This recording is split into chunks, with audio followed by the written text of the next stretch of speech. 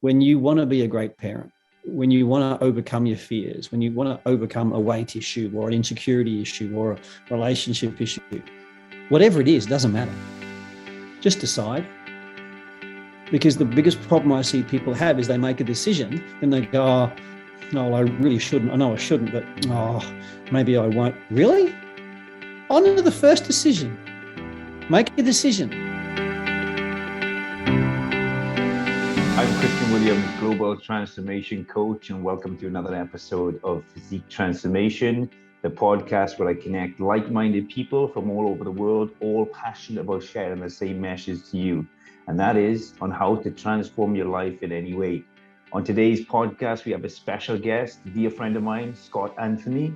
Scott's story is like many of the high-profile clients and high-profile business owners I meet along my journey. He's an underdog, an educated misfit, an educated of a grade 10. He's considered a business builder and biz coach. He managed to build a multi-billion-dollar business, creator of Dad's Warriors, which is helping men become the men their kids hope and want them to be. He's a motivational speaker who empowers kids and adults alike to believe in and chase their dreams. He's two-time best author, multi-award winning designer jeweler. So there's a lot of credentials back. He's a husband to an amazing woman, a father to 4 amazing kids. And he is the first to admit that it was not easy. There were many mistakes made along the way, which is what makes him such a great craftsman. Scott, welcome to the show. I hope you're having a good day. Mate, it's just gone 8:30 p.m. here. And I'm just listening to all of that. And I thought, bugger, I've come a week early. You must be interviewing somebody else. It's interesting when you hear someone describe you, and it's like, you got it right when you said the misfit with grade 10. That's pretty much where I see myself, and everything else was just kind of an accident.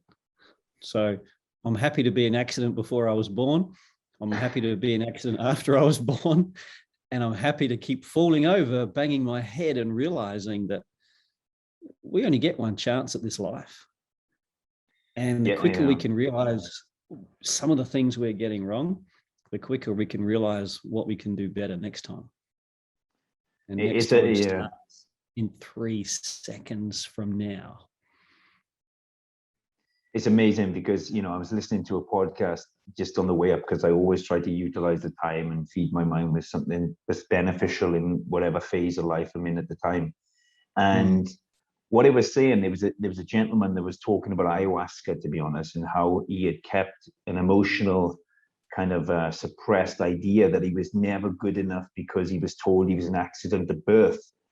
And, this was what was one of his biggest driving forces in life, and why he was always overachieving to be successful, to be accepted by people. And, I've had some fair traumas in my life, losing my father, losing, people very close to me. And I know that obviously you work with a lot of young people and men, helping them, shape and mold to be the best version of themselves.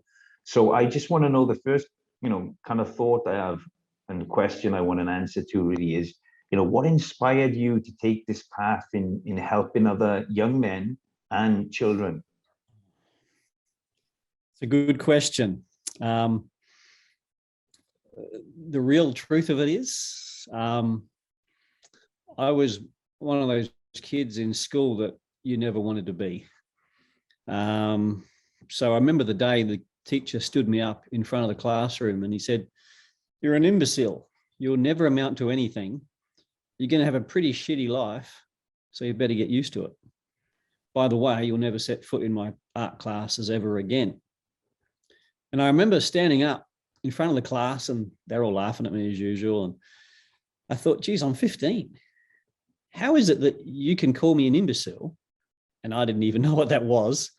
But secondly, how can you predict the rest of my life? You don't even know me. And the only reason I'm constantly getting in trouble and interrupting the class is because the class is bullshit. Sorry for the listeners. It was boring. And I went from one class to another, didn't fit in. Teachers didn't understand me. I ended up being gagged in school, tied to the chair, tied to the table, put out in the corridor, all those sorts of things. And what I noticed is that no one saw me, no one heard me, no one actually cared. I was in their way. And so from being told I was an accident when I was young, and when I was, getting treatment from my father, which I didn't enjoy, and no kids should ever go through that. What I found was people are just taking their pain out on someone else. Doesn't matter who we are. Sometimes we're just the easy victim. And I didn't want to be my dad. I didn't want to have a childhood like that. And when my wife, Kathy, and I got married, she had a couple of young kids, and their dad was not the kind of dad I wanted to be. So what happened is, as a stepfather, it taught me a lot of lessons pretty quick, because they were 2 and 3 when we got together. And here I was working 130 hours a week. And then we had another kid and another kid. And so here I was working 130 hours a week, killing myself. Wasn't eating properly, wasn't sleeping properly. I was sleeping about 2.5, 3 hours a night. And I built a multi-million-dollar business. We had the house, the cars, the private school. Everything was great. Except every night, my kids had a grumpy asshole come in the back door. They didn't like me. They didn't appreciate me. They weren't looking forward to me. And they didn't care for anything that I provided, because they just wanted me. And no matter how many times my wife, Kathy, tried to tell me this, I just couldn't see it. I couldn't hear it. I'm like, you don't know how hard I work. You're not grateful for everything I do. You don't have the childhood that I had. You should be so respectful, so grateful. Look what I've provided. I remember one day I was putting my Gemma to bed. She was about 7 years old. And I told this story to the kids today, kids of disadvantaged background that I help mentor. And I was talking to the kids, and I said, I'd put my daughter Gemma to bed, and I said, go in there, get into bed, and I'll come and give you a kiss goodnight in a minute. So when I got there, she's half sitting up in bed. And I went to give her a big kiss goodnight and say, Daddy loves you, blah, blah, blah. And she looks at me and she said, Dad, and put her hands out. And she said, you really shouldn't hit us. We're just kids. And it floored me, because I had this 7-year-old girl teaching me about who I was becoming and what patterns I was just repeating of what my dad did. And I didn't punch them, but I would smack them on the leg, smack them on the backside, smack them on the back of the head, all those horrible things that we would do out of anger and frustration. And I remember talking to my wife about what she said, and it broke my heart, because I said, this isn't the kind of man I want to be. This isn't the kind of stepfather I want to be. This isn't the kind of father I want to be. But I've become the worst version of myself, because I put everything into business, everything into work, trying to provide, but I stole from my family years of their lives because I thought I was giving them what they wanted. And it took a lot of things to happen to me to realize that I needed to change some things. And when I took ownership of what I was doing wrong, even though I thought I was doing the right thing, when I asked my kids, what is it that I'm doing that you like? And most importantly, what is it that I'm doing that you don't like? Now, when I asked them those questions, they gave me lots of answers. And I got to hear from the babes, from the mouths of babies and from the mouths of angels, what they wanted from me, but what I wasn't doing, and worse still, what I was doing that they didn't like. And it got to the point where I realized everything I wanted to do, everything I wanted to be, I was the complete opposite. Even though I thought, hey, look what I'm doing, look what I provided. You're so lucky. And so it took a lot of soul searching and a lot of work, a lot of reading, a lot of help to understand that the number one thing our kids want is time.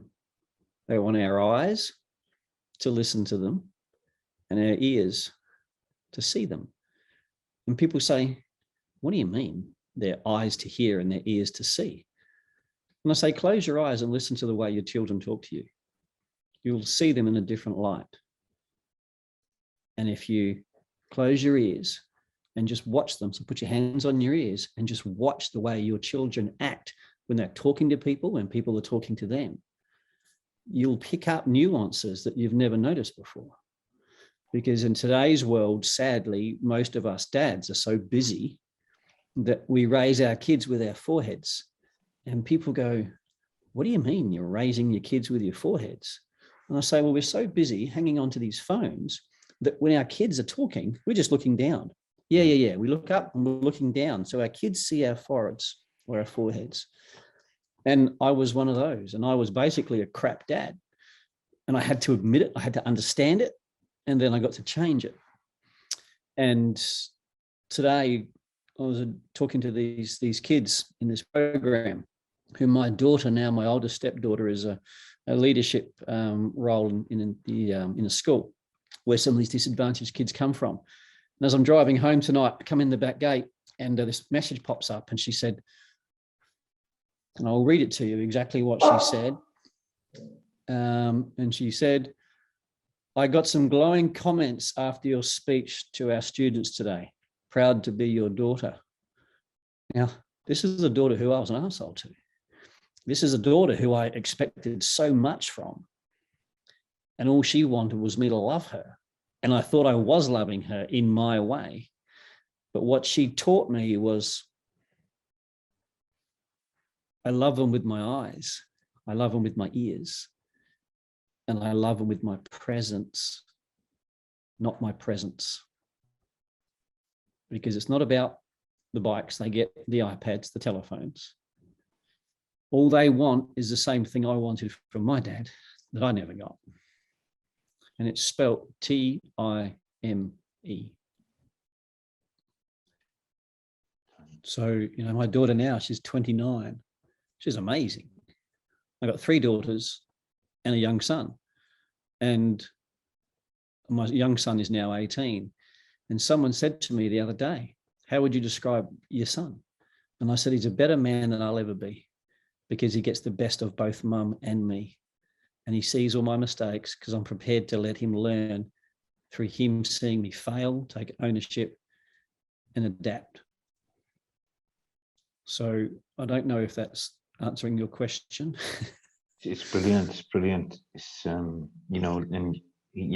obviously, you're exactly right, because you have far great experience in this field as well. And, what children want is they want attention. They want like you mentioned, they want your focus. And, I mentioned this in one of the podcasts we did yesterday.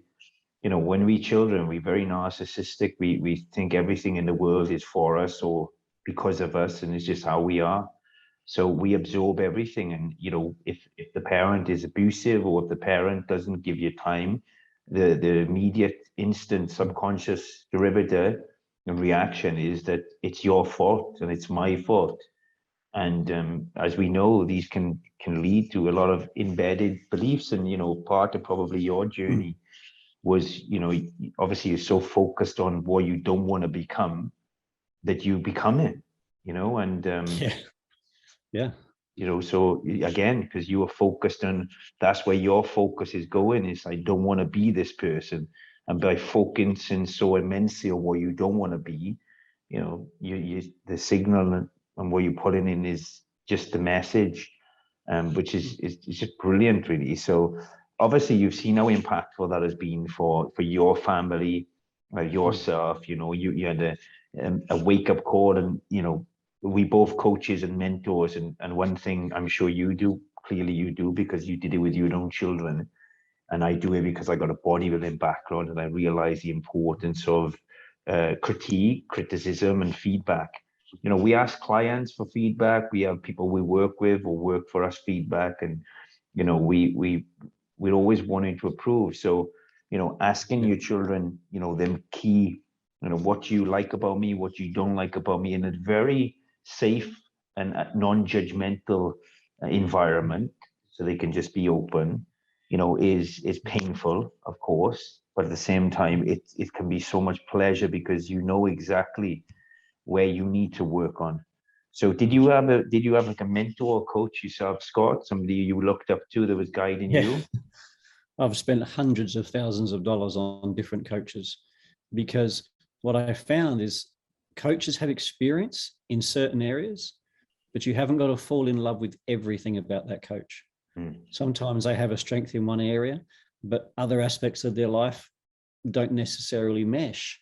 And, you know, every coach that I have, if they're not aligned with family first, I struggle, because I've already been down the path of work your ass off, you can do more, you can do more. And it's like, at what cost? At what cost? I built a multi-million-dollar business in my 30s, and I nearly lost everything twice. For 3 years, I was in hospital at the end of every year, just through fatigue and stomach ulcers. And just, you know, I got to the point where I was in America. I flew away from my family, went to a conference, and I was on the edge of committing suicide because I just couldn't get my shit together. You know, I shared that for the first time about 18 months ago. And I said to my wife, I said, do you ever know what this tattoo on my wrist is for? She says, no, you've never told me. And the tattoo on my wrist says 15% is enough. Because I said 15% of the time, I'm okay. And I said, the other 85%, I'm fucking hanging on. Because I'm fighting all these other demons, all these other old voices, all these other things, all these other kicks in the guts and the kicks in the nuts. No, I'm a black belt martial artist. Why am I still getting broken down by these old stories? Why we men are supposed to be big and strong and tough and we can handle everything? Well, 50% of marriages end up in divorce. 85% of small businesses don't survive. And of those, 50% end up in divorce also. In America, 72% or 78% of men in prison come from fatherless homes. Like, what the hell's going on? What did my dad do wrong? Oh, he just repeated the same cycles that his dad did. Wow. Well, hang on a minute. We can change that cycle. I can change this. So my 15%, if I think 15% of me believes I can do something, what if I just believe 1 more percent? Then it becomes 16. And if I do something else, read something else, listen to something else, talk to someone else, maybe I can increase that to 17%. So I teach kids today, it doesn't matter who you are, what's been said, what's been done to you. We haven't got to be the best. We've only got to aim to be 1% better. And every time I look at my wrist, it says 15% is enough. And it's like, hell yeah, it is. Because I haven't finished yet. And when I said to my wife about what happened in the States, she says, why? And I said, because I can't handle it anymore. And does that mean I'm weak? No. It means I didn't know what to do next. I couldn't see a way out. Here I was preaching to everyone else, but I got lost. And I was about to head down the same path as my 3 best friends had. All of them committed suicide. All of them left family behind. All the males in my life put me down, abused me, or just were never very supportive.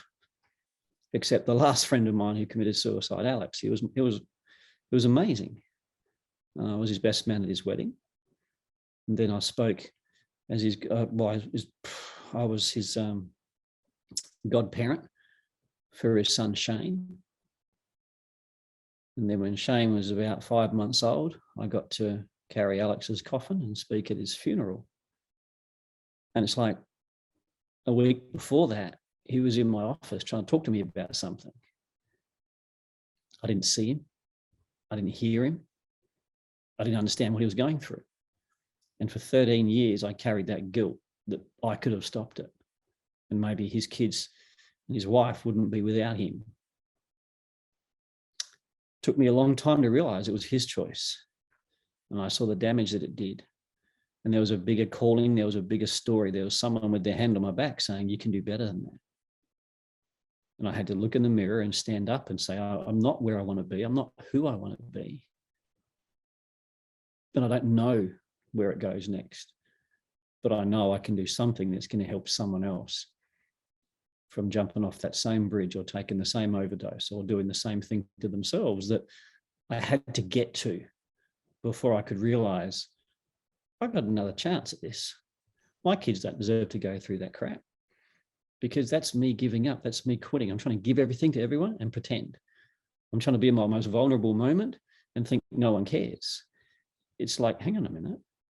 I've reshaped things before. I can reshape things again. All I need is 15% belief. 15%'s enough. I reckon I'm worth 15%. Beautiful. Thank you for sharing this, and it's so powerful, Scott, because, like you said, you mentioned your friend, he's not here today, and, there was a large possibility that you wasn't going to be. And I'm sure there's people listening to this, one thing I've noticed a lot, or one thing I've realized, I've been with my wife for 13 years, and, I still only know, you talk about 15%, it's probably like 0.15% of her, because she's a very complex species, right?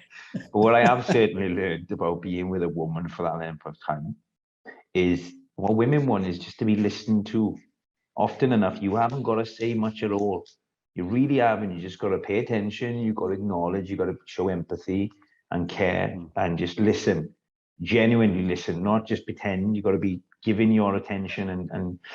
And one thing I noticed from my own awareness and observation of my journey over the last 30 years plus of my life, until I started finding spirituality and open myself up more and so forth, is one thing men don't do a lot is share. And that's what men need to do. They need to share, because as you just mentioned, the hierarchy principles have been embedded that we should be this macho man that, doesn't show emotion and doesn't show weakness and vulnerability. Well, that's fine. You don't have to show it. That doesn't mean you don't feel it. And by feeling it and swallowing it down, you're living in a turmoil. And, and what happens is, so, like I'm sure it happened to you, the issue is we think we're strong. I never realized how weak I was until I started opening up certain parts of my emotional, kind of embedded emotions, really. I thought I was strong because I wasn't feeling these emotions. That was weakness, because I was a coward, because I didn't want to experience them. So I buried them deep. And when I brought them to the surface, I felt like my heart got torn out. I felt like I couldn't stop crying, and I felt empathy and sadness that I never felt. And that is where my real strength started to be built. Yeah. So, I say this openly, and I say it all the time, sharing is caring. And, we had a conversation before this call, and I said to you, obviously you'll be helping at least one person today, because I certainly want to, know more information about you. And I was doing a live video feed a few months back, and I was talking on there, and I was saying, if there's one person that benefits from me talking on here today, I know that I'll be a happier man. And as I was saying, I thought, well, you are benefiting from talking because you're expressing. So I was like, I just fulfilled everything I wanted to do, because the act that I wasn't keeping these thoughts and emotions inside, and like you mentioned there, you had some stomach ulcers, you were internally digesting all this stress, which, is very one of the main causes of disease in the world, so that's very important. And obviously, what are like the first things you do, Scott? So you start working with a guy very driven, very focused, very good ambitions and goals. What are the first kind of either principles or strategies that you will kind of go over with him? He's very driven in career goals. Well, it depends on the circumstances of the situation, but I already know ego is a huge player. And I normally preface saying, I don't care what you've done. I don't care how much you can lift, and I don't care how much you earn. So apart from those two things, tell me about yourself. Because I don't care what you earn. I don't care how much you lift. Because what I do know is within 2 minutes, I can have a fully grown man in tears. I've done it all over the world, because they're all hiding a deep pain that they don't want to talk about. And you said it perfectly. It takes a real man to open up. And it's not weak. It actually takes more courage to say, do you know what? This is some shit that happened to me. This is some stuff that's really hard to deal with. And I don't have the answers. And it rips my gut out. And it's part of why I react the way I do. And it's part of the way I shut things out, because I don't want to get down that path again, because it's too painful. But when we go down that path and share that struggle with our kids start to understand us. And then in turn, we say, do you think your kids have ever gone through anything like that? And all of a sudden the lights go on, because it's like, your kid just goes to school. Yeah, school's changed. You know, the bullies used to be left at the gate. Now they're on their phones. Now they're on their iPads. Now they're in their bedroom. Now they're all over social media. The pain of understanding not just what we're going through, but perhaps the pains we haven't even considered our kids or our wife is going through, just opens up a whole new Pandora's box. And it's like, how do you want your wife to describe you to her friends? And this is obviously, I'm talking about guys. And how do you want your kids to describe you at your funeral? Because there's going to be one, and there's going to be an impact made. And I guarantee you, they won't go, oh yeah, dad died, but he left me a BMW. Now, some people will be happy with that because they've got a crappy car and their dad was never around. Well, at least the bastard left me a car. But I don't want to be that bastard. I don't want to be that person that I see other people's dads be. And I thought, how can I help those dads? So the question is, how do you want to be remembered? How do you want people to describe you? And what's the most powerful thing you can do for your family today? Because the most powerful thing any man can do for his family is show his family how he loves and respects his wife. Because they are a different species. They speak different languages. And our 3 daughters, we've raised them to have balls the size of pineapples. And people go, that's not very nice. Yeah, I've met my daughters. My daughters are strong-willed women. And you know, I raise them that way because they have value. They have my respect. They have my love, my admiration, and their opinion matters. And we taught our kids that their opinion matters. And when we ask them, what are your thoughts on this? They have an opinion. And rather than just rebutting or arguing or debating that or changing topic, I teach the men to say, oh, can you tell me more? And that teaches our kids that whatever their fascination or hallucination or opinion is, even if it's different to ours, that we're actually interested, and it works with our wives as well. And we give them the space to say, oh, he's listening to me. And then the second question is, wow, how does that make you feel? And it's like, you care about how it makes me feel, and they get the safe space to start digging down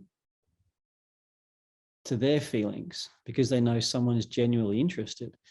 And what happens is when we do that with our kids and we do it with our partners, we accidentally do it to ourselves. Because the last thing most heavy-handed, hairy-chested, big, strong, tough men want to do is go inside. Because inside's where the heavy lifting gets done. It's not the outside. I don't care how big you are.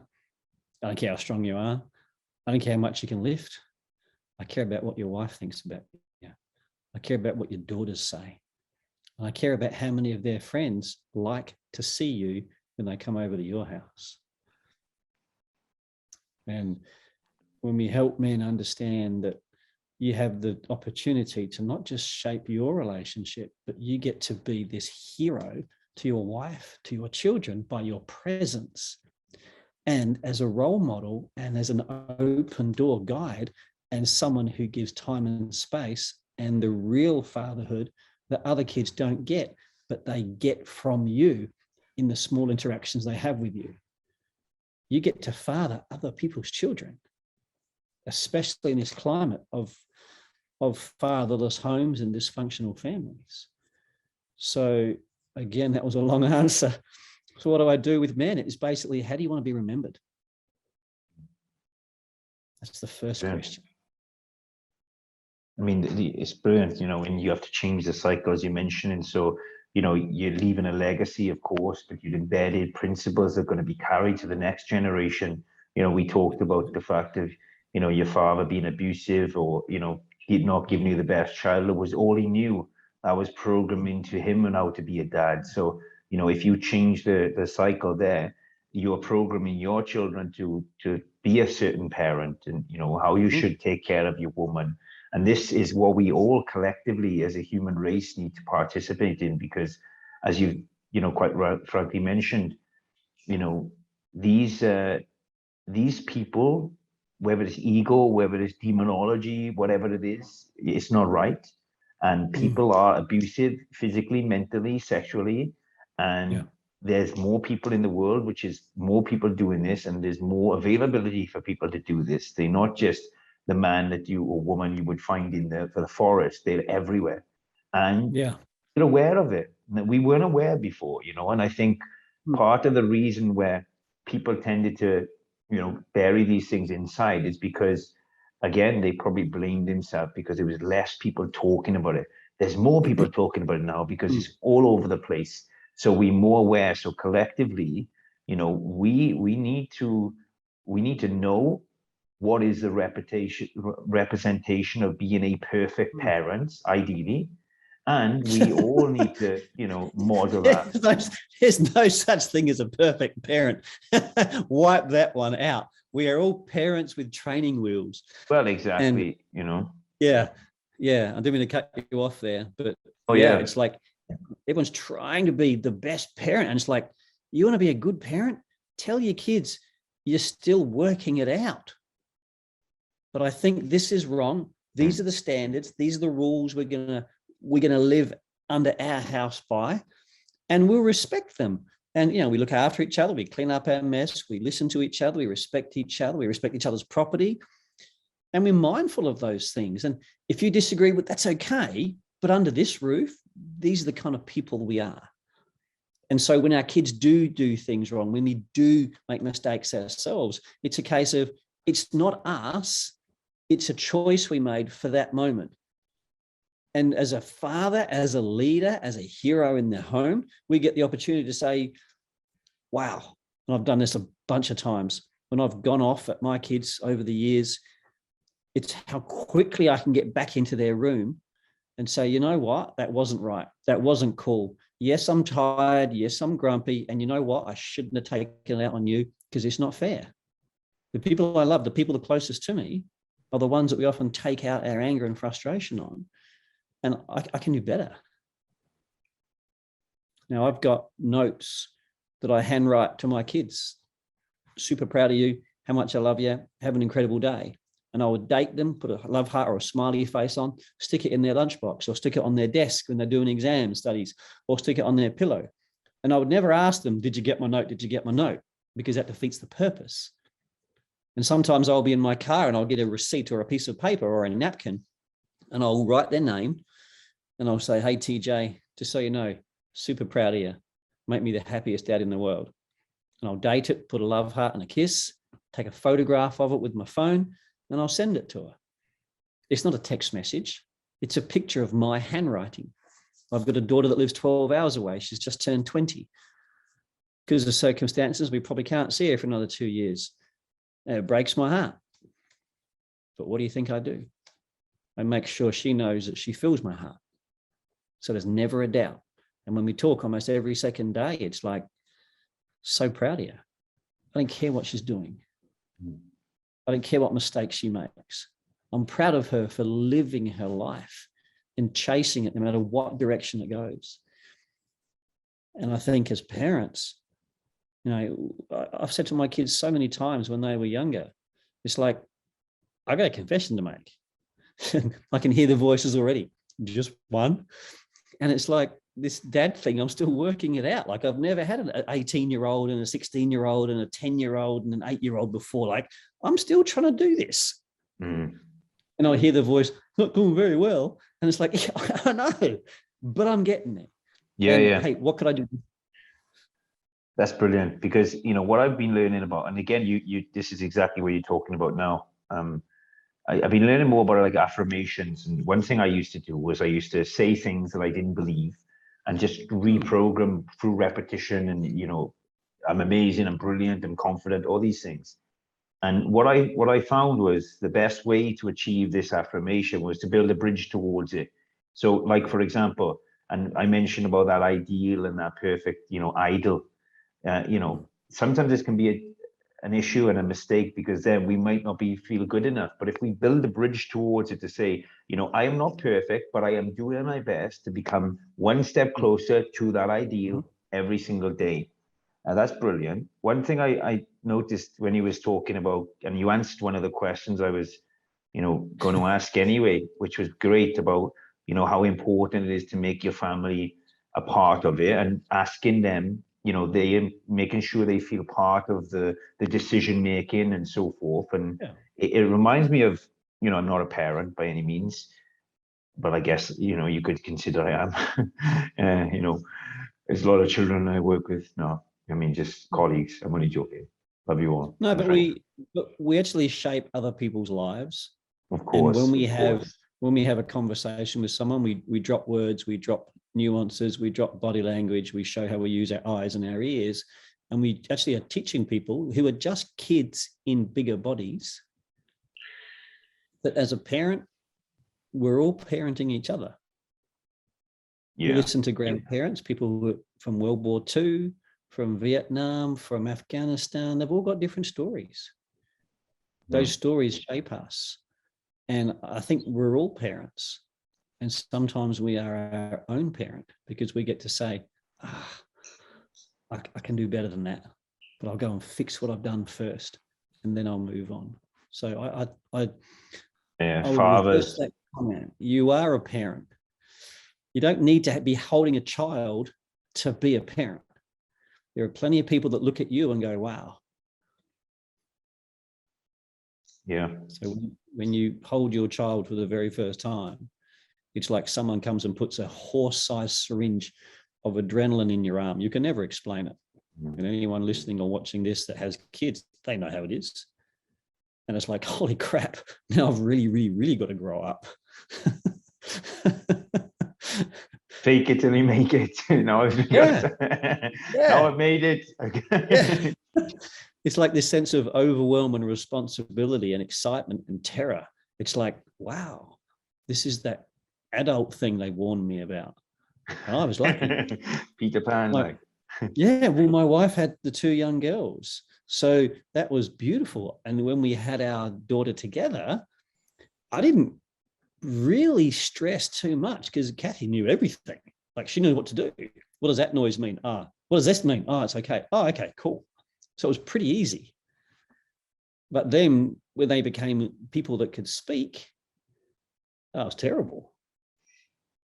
I don't know what to do. I can train my dogs. You can train me. Yeah.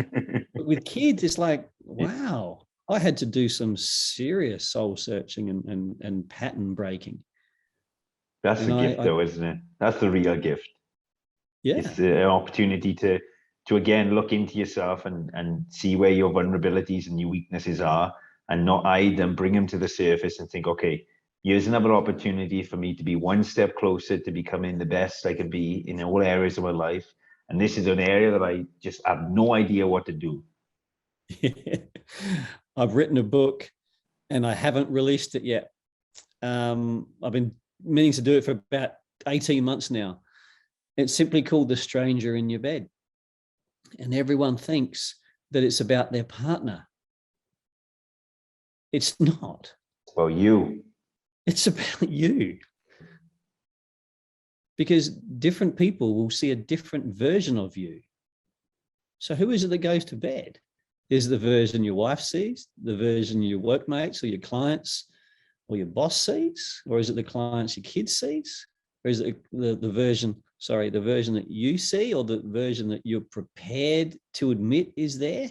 Like, who's this stranger in your bed? Because everything you want, when you understand, you just got to go in and start learning about what you do, why you do, what does it trigger certain things, and where do those triggers come from? When you understand that, all of a sudden, you'll start to open this huge door that when you just open the crack of it, it's like, oh my God, there's this whole world out there I didn't know existed. I can't wait to become the person I'm going to become at the end of this day.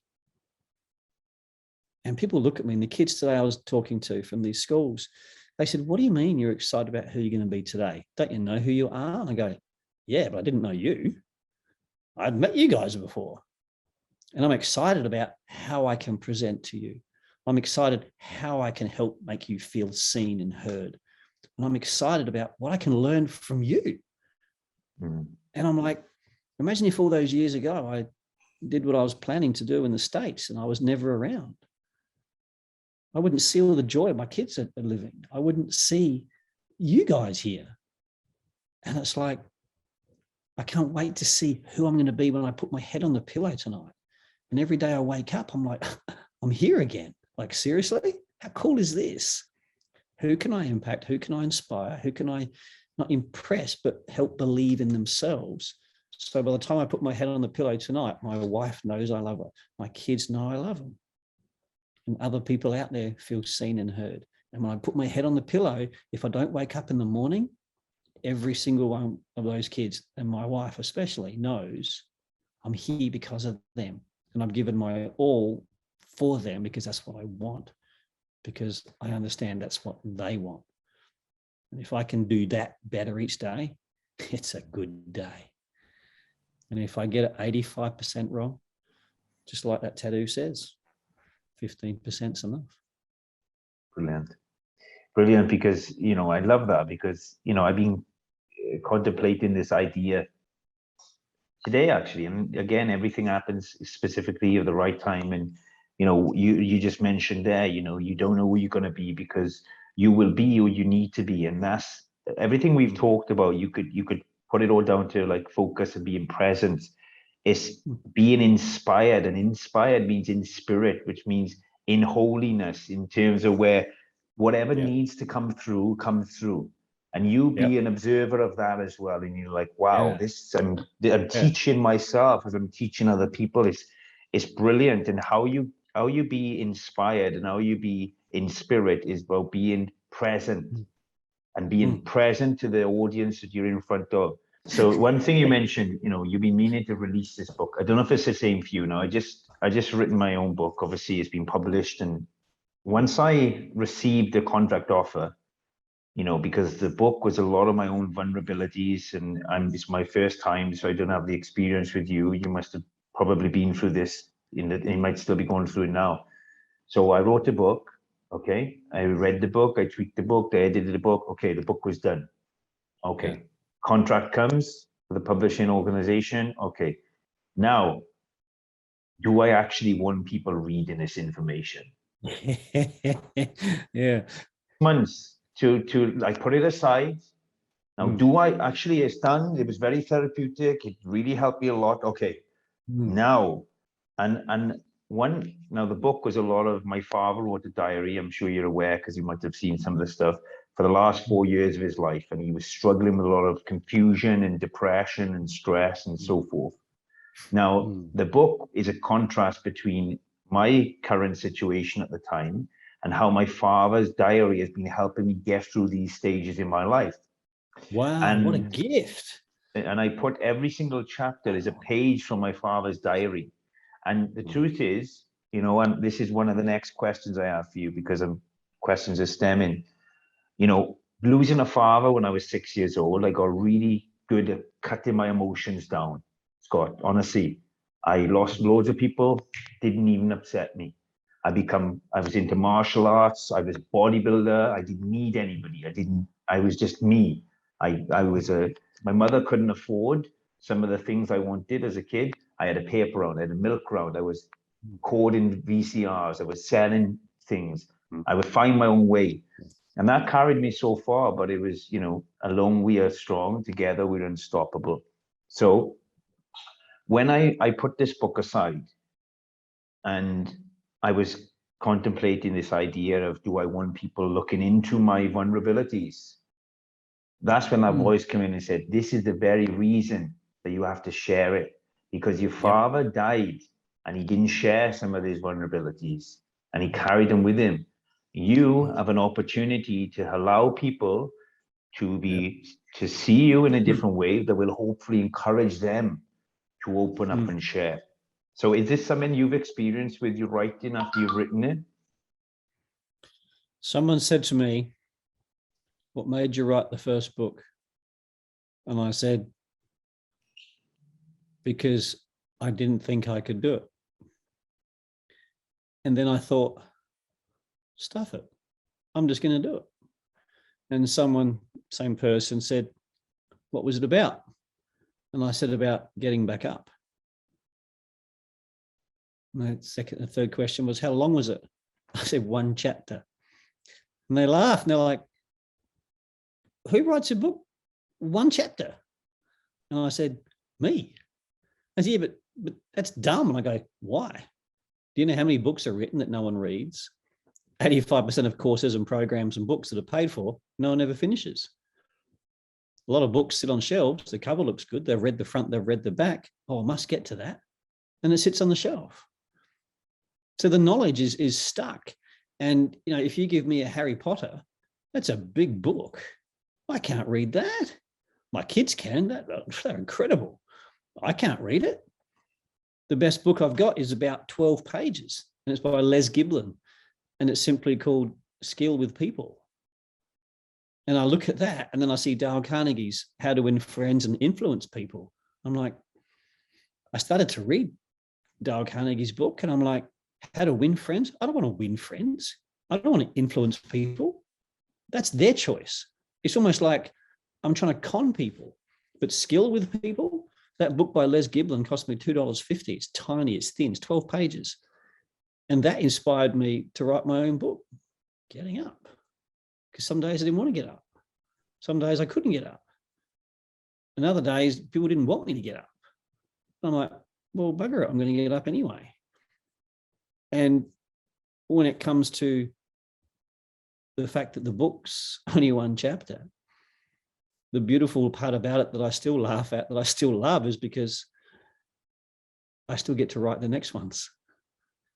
And it's a book so thin, anyone can read it. It's not a Harry Potter. It's a simple book. And if you read that, maybe I can instill some hope in you too, because just by the mere fact that you might finish it, because it's 1 chapter, maybe we can make an impact in some stranger's life too. So, you know, there's no rules. I mean, you went to a publishing house to get your book published. I didn't do that because I knew they'd knock it all back. So I just self-published. There's a place called Amazon.com. Plus you can do a book and print off PDFs, make them digitally downloadable. It's not about the money. I got an email from Amazon the other day saying, there's money in your account. And I'm like, I've never gone in there and taken it out. I don't even know how many books sold. I don't know how much money's in there. I got no idea. I don't even know what my logins are, because it's not about that. Exactly. But when I picked up a client recently and she's holding her book on the Zoom call, she says, oh, I've got your book, and it's called Breaking Through. Getting it done rather than making excuses. And I'm looking at her thinking, oh my God, you got the book. Oh my God, how bad is it? And she says, no, it's great. I'm like, okay, cool. I mean, we don't know what someone else is going to get out of the words we write. And that's the greatest gift. If we're hit by a bus tomorrow, our words are on pages that can help other people. So getting up, breaking through, waking up, all those things, all those titles are just opportunities. But you got published. That's huge. Yeah.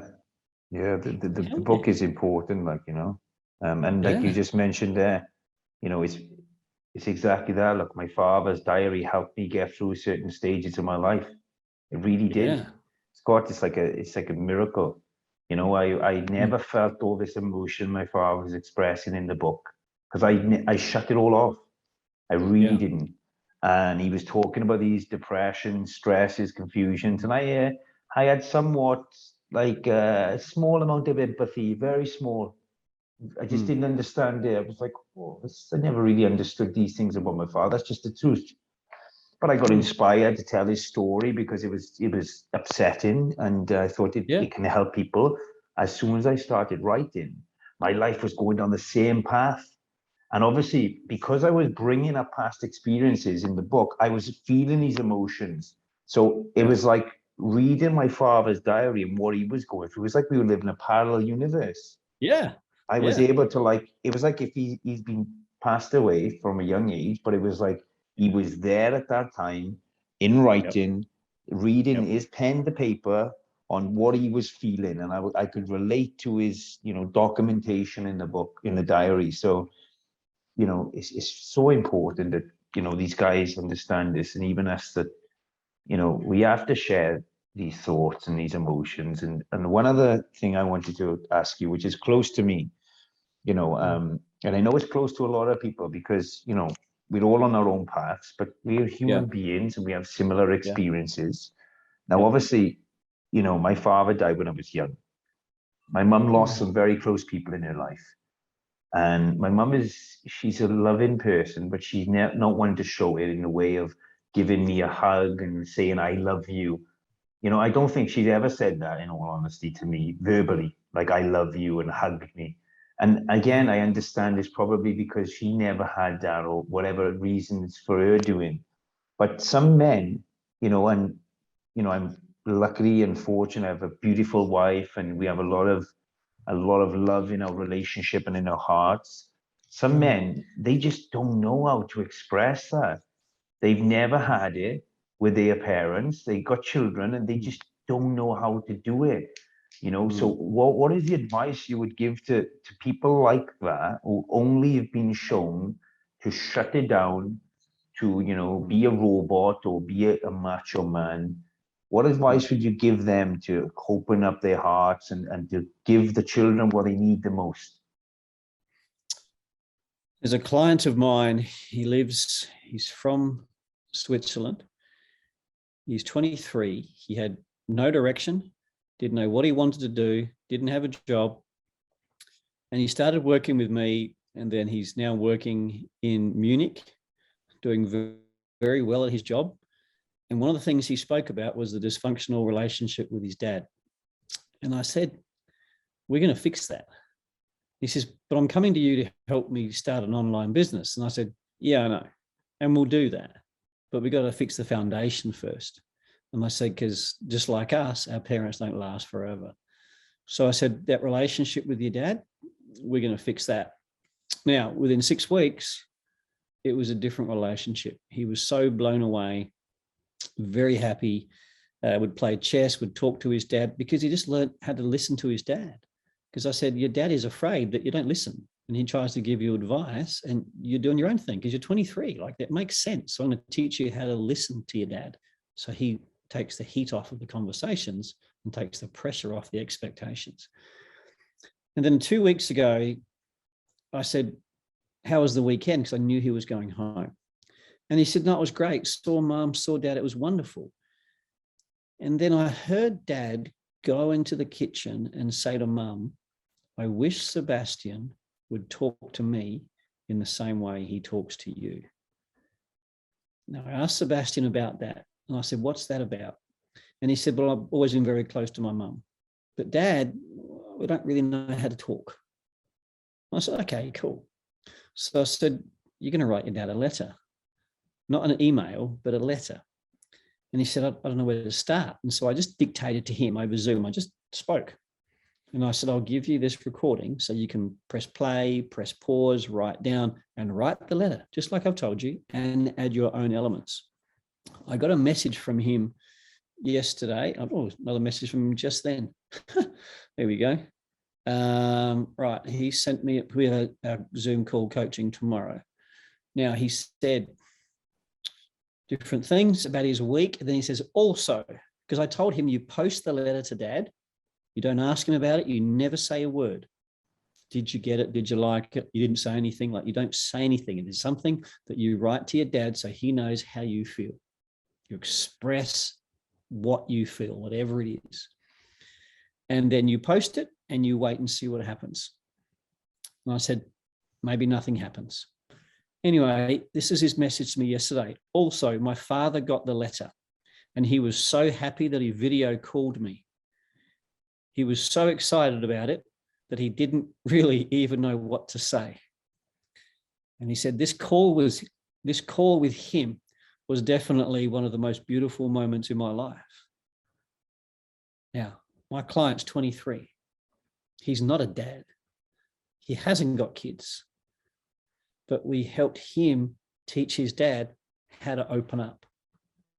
Now, his dad hasn't necessarily written a letter to Sebastian and told him all these amazing things, but Sebastian, even though he's the son, showed his dad the pathway on how to do it.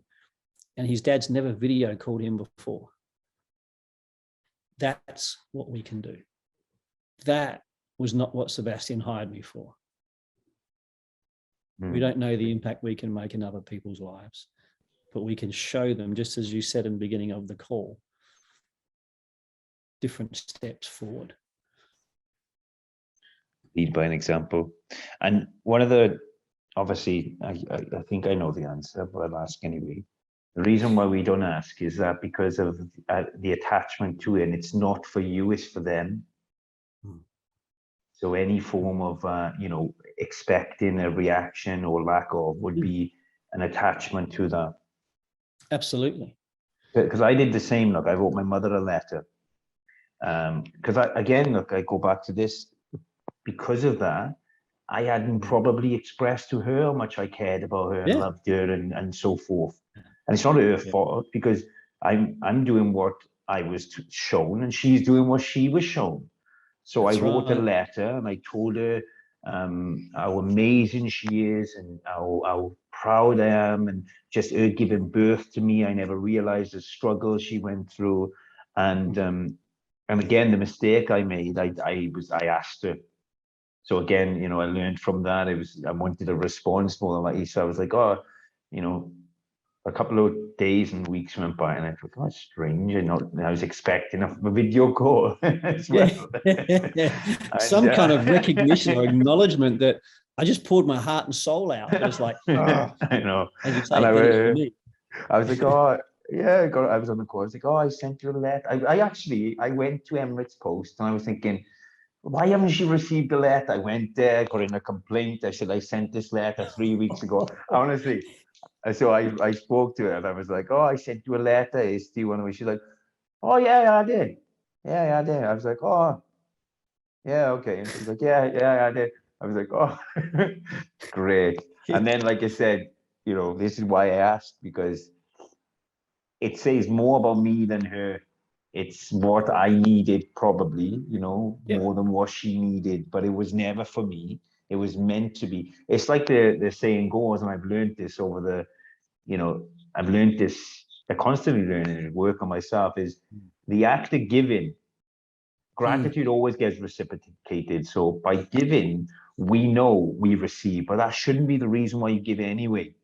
You should give with no expectations at all. And I catch myself sometimes where I may phone somebody, for example, and they might cut me up and might say, I have to go. And then I put the phone down and I instantly may think, well, that was rude. And I think, well, hang on, you called them for them. What are you expecting in return? And it's a constant work. So that's a great opportunity to learn. So I have one last question, Scott. Okay. Yeah. Obviously, what we do at the end of all these podcasts is we make sure that the information's there. And I just want to know one last question. If you could give advice to somebody, man, woman, anybody, on how to transform a particular areas of life. So let's talk about fatherhood, how to transform themselves and becoming a better dad. What advice would you give them? It's really easy. Just decide. There's a lot of people I talk to that you probably come across the same thing. Oh, I'm overweight and I can't lose the weight, and I've tried all these sorts of things, and no matter what I do, I put it back on. It's like, well, yeah, you're right. All you've got to do is train one hand. And they go, what do you mean? I say, well, if this is the hand that keeps picking up the donut or the beer, well, this is a hand that's going to pick up, a pen or a text message in anger or whatever it is. Let's just use a donut, for example. This is a hand that picks up the donut. All you got to do is smack it out of the way. Like, it's just a choice. And people go, that's pretty pathetic. And I go, is it? How many fat people walked out of Auschwitz? Oh, How dare you?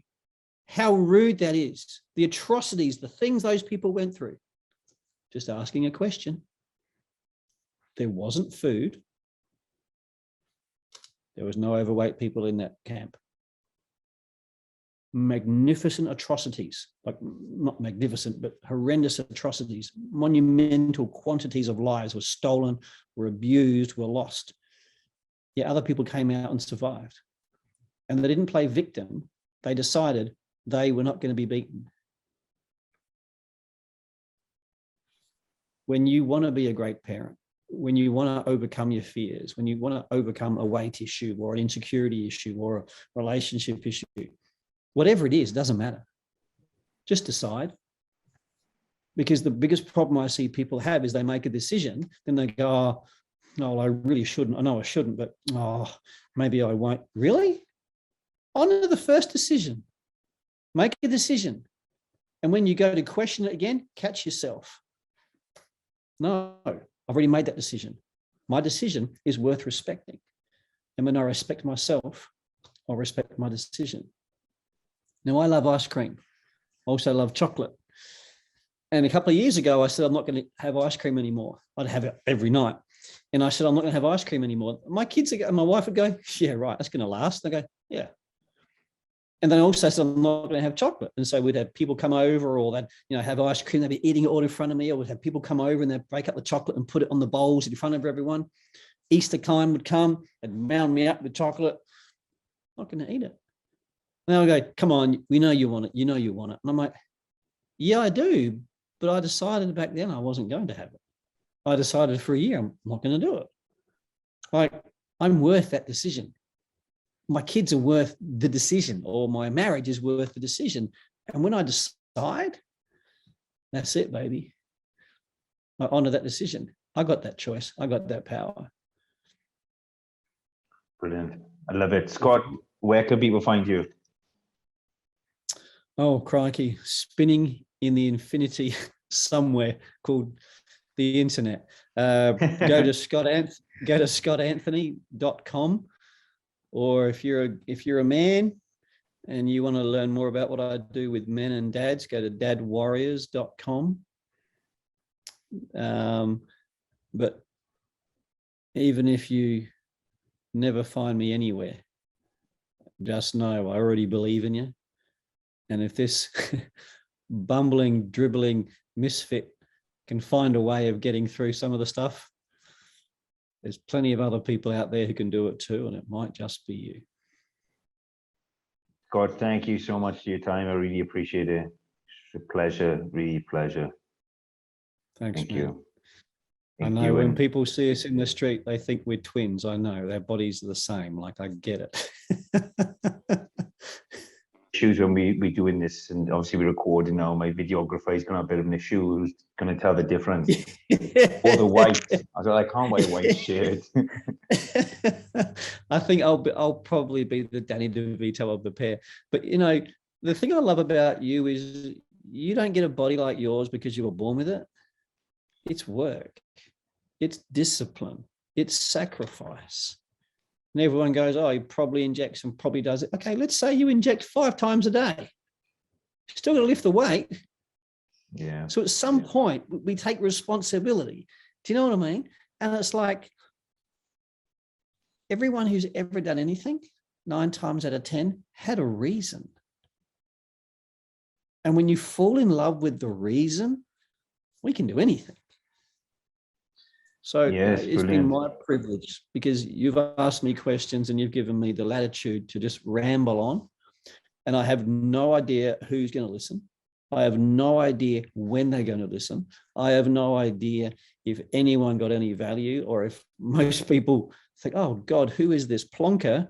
And press delete and went on to something more interesting. But as I tell all my clients, prepare yourself for the day when the 5 top news anchors in the world get you in their studio. And even Oprah comes along. Exactly. And there's 15 million people from around the world live streaming, watching you live. And these 5 experts, they come along and they sit you on that sofa and they say, why should people listen to you? You're not qualified. You're not very good at it. It's probably quite dangerous. Your advice isn't in line with what decades of experience has been teaching. And you're actually possibly hurting people more than what you even realize. And I teach my clients that prepare for the sofa because it's coming. The keyboard warriors, the critics, the crooks, the doubters, they're all going to come. And all we do is we sit on that sofa and we say, you're right. I'm not qualified. It could be dangerous. I don't do it any way that everyone else suggests I should. And these academics with the certificates hanging off of their wall and the MBAs and these master degrees of psychology and everything else, you're right. In their eyes, I'm probably doing it all wrong. But I'm not trying to impress them. I'm just here to talk to the one person who might understand what I went through, and they might be able to relate to what I say. They could go and do too. Brilliant. And it's perfect. And, you know, going back to fitness for me, and this is why I'm a big advocate of fitness and why I'm a fitness coach, and I work with clients and, you know, men, women, all of all ages.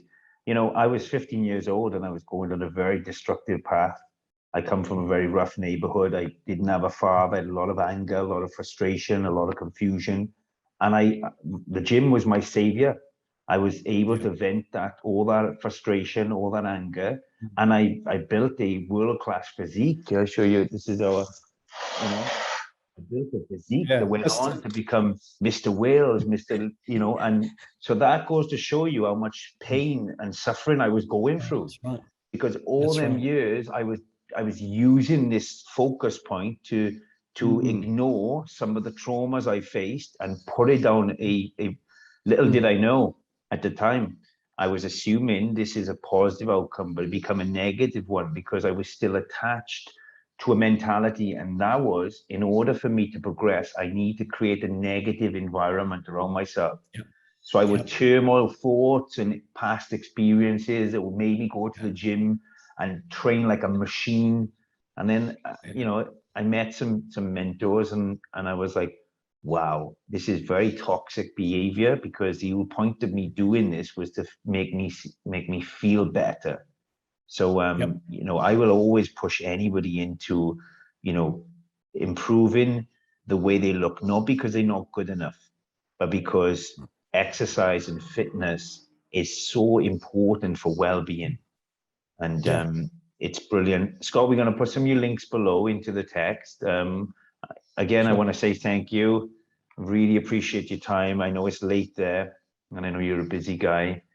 And share us your book as well. So if you send me the link to your book, I'll put this in the description. And if anybody wants to, and I'll certainly look at, you know, getting an order as well. And I just want to say thank you to our listeners. You know, comment below on what your thoughts are on this conversation. Like this channel, subscribe to this channel. You know, there's more content to come, and we're all doing this just to help as many people as we can move in the right direction. So once again, I thank you, Scott. Thank you so much, and stay safe. I look forward to the day you hold up your own child and you go, wow, this surpasses every and any trophy you'd ever admired, you've ever aimed for, you've ever held. Being a father, being a parent, being someone in society who gives to so many, it's the greatest accomplishment you've ever done. And it's the greatest part, because in lifting all those weights and overcoming all those things you went through, you built the biggest heart. And that's what you now give people. So it's not about the trophies that you take home, it's the trophies that you're giving others that is the biggest impact. Yeah. So well done. You're like a Lion King. But you know, we do know one person who tried doing the Lion King, Michael Jackson, and you know, people didn't think I was it didn't turn out very good. He tried, you know. So yeah. We learn from past mistakes. But thank you very much, buddy. Thank you.